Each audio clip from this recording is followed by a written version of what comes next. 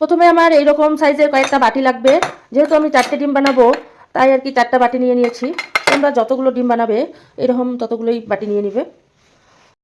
তারপরে আমি বাটিগুলোতে একটু করে তেল দিয়ে ব্রাশ করে নিব। বাটিগুলোতে প্রত্যেকটা বাটিতে আমি তেল ভালো করে ব্রাশ করে নিয়েছি। এখন আর কি ডিমগুলো এখানে দিয়ে দিব।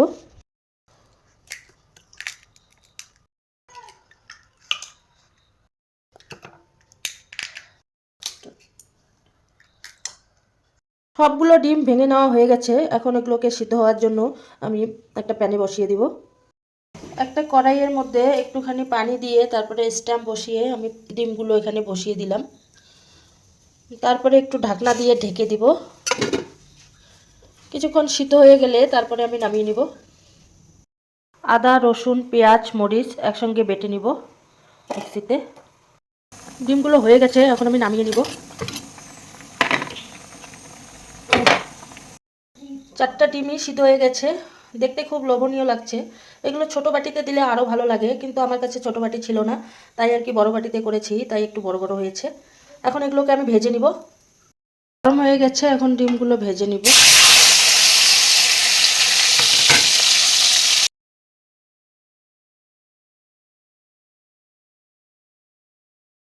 ডিমগুলো ভাজা হয়ে গেছে, এখন তুলে নিব।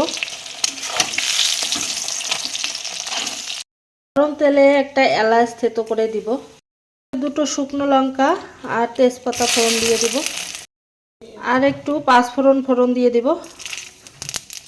ফোড়নটা হয়ে গেছে, এখন আমি এই যে আলুগুলো আগে থেকে সিদ্ধ করে রেখেছি আলু দিয়ে দিব।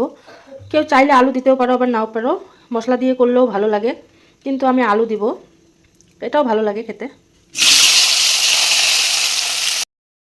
আলুটা একটু ভাজা ভাজা হয়ে গেছে, তারপরে মশলা করে রেখেছি আগের থেকে, এই মশলাটা এখন দিয়ে দিব।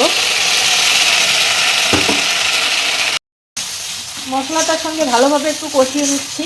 তারপরে এখানে একটু পানি দিয়ে তারপরে আমি জিরে গুঁড়ো, হলুদ গুঁড়ো, তারপরে লবণ দিয়ে দিব।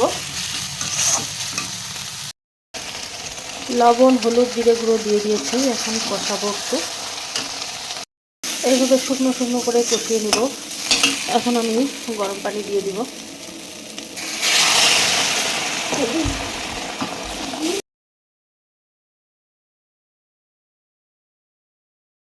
ধনেপাতা কুচি দিয়ে দিব।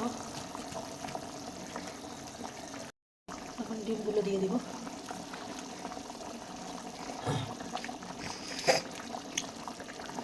ডিমগুলো দিয়ে দিয়েছি, এখন একটু পরে একটু জাল হয়ে গেলেই নামিয়ে নিব। এই যে আমার ডিমের ভাপা রেডি।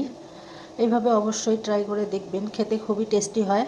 আর আমার রেসিপি ফলো করে অবশ্যই ট্রাই করবেন, আর আমার পেজটাকে অবশ্যই ফলো করে দিবেন। টাটা।